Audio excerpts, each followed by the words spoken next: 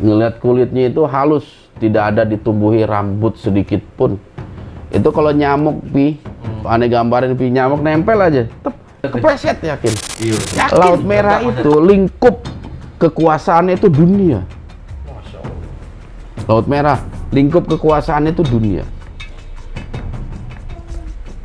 Sedangkan Ratu Pantai Selatan lingkup kekuasaannya apa mereka.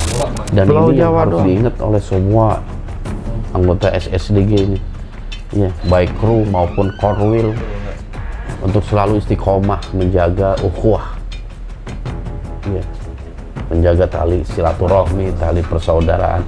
Karena di saat mereka mengirim pasukannya yang mencoba membisik-bisikan seperti itu, kita udah nggak bisa. Siapa musuh kita ini udah nggak bisa tahu.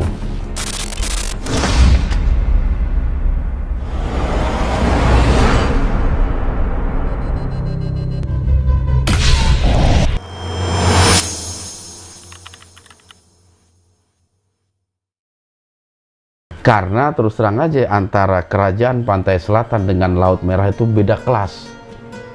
Beda kasta ya? Bukan kasta, kelas. Ibarat seorang gubernur ngelawan ketua RW. Jauh. Ya jauh. Iya betul. Iya betul. Laut Merah itu lingkup kekuasaannya itu dunia. Laut Merah lingkup kekuasaannya itu dunia. Sedangkan Ratu Pantai Selatan lingkup kekuasaannya apa? Pulau Jawa doang. Makanya yang bisa mengimbangi Laut Merah cuma satu, kerajaan di Himalaya, para Gailan. Itu yang bisa ngimbangin Laut Merah. Karena Laut Merah juga berisi, kalau tingkatan kekuatan itu Gailan semua.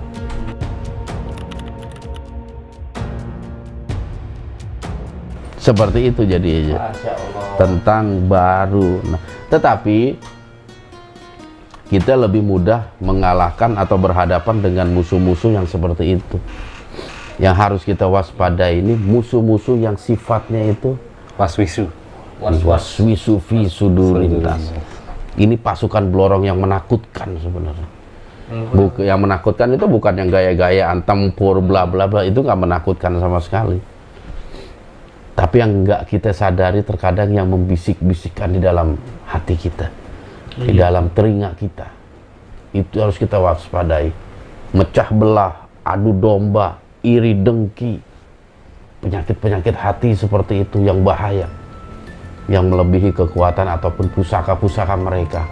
Dan ini yang harus diingat oleh semua anggota SSDG ini, ya, baik kru maupun korwil, untuk selalu istiqomah menjaga ukhuwah, ya, menjaga tali silaturahmi, tali persaudaraan.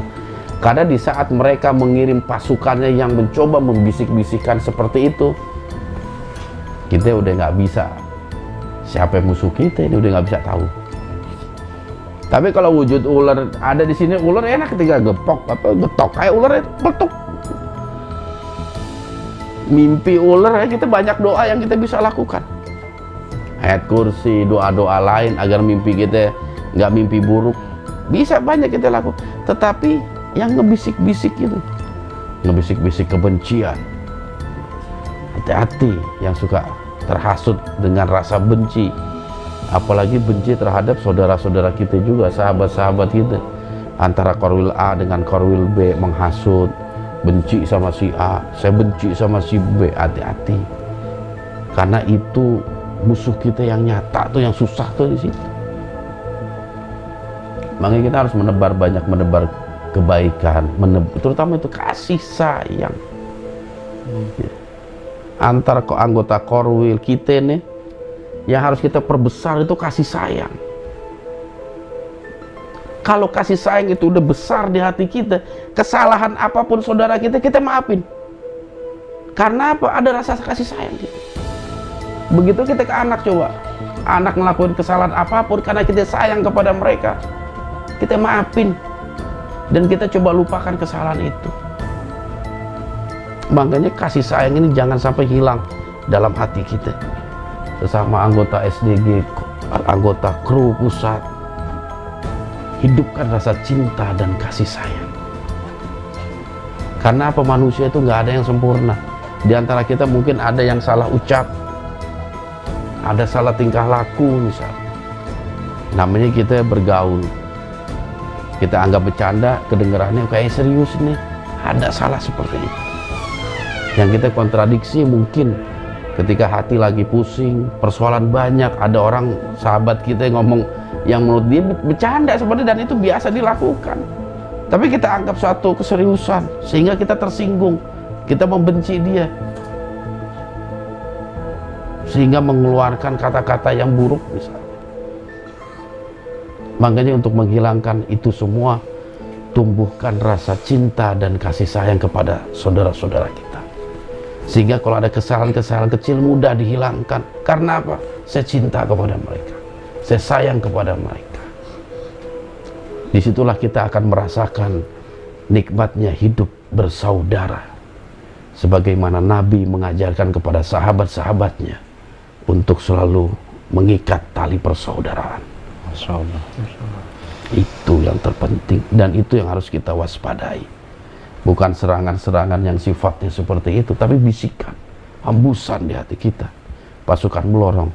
Dan ini terus terang yang sangat kita takuti, ketika Blorong Baruna menyebarkan pasukannya untuk menghasut kita seperti itu, menumbuhkan benci, dendam, iri, dengki.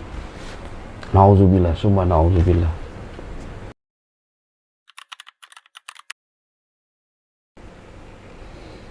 Pak Ustadz mau tanya, bentuk rupa Nyi Blorong mohon dijelaskan. Oke, saya pernah sekali ketemu Nyi Blorong kemarin itu. Wajahnya itu mungkin saya bukan tuh nggak bisa ngelukis sih. Jadi perempuan usia kurang lebih antara 25 sampai 30 tahun. Lagi matang. Masih muda, Lagi cantik jelita. Rambutnya panjang, terurai. Ada juga yang terikat di sini, ada yang memanjang, hitam. Selendangnya hijau.